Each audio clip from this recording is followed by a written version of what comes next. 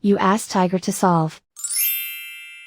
This deals with linear equations with one unknown. The final result is x equals 20.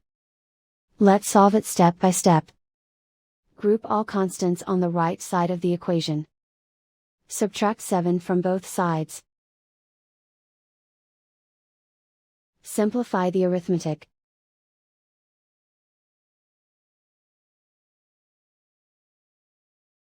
Isolate the x.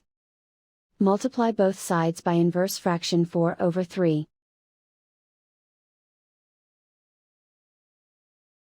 Group like terms. Multiply the coefficients. Simplify the fraction.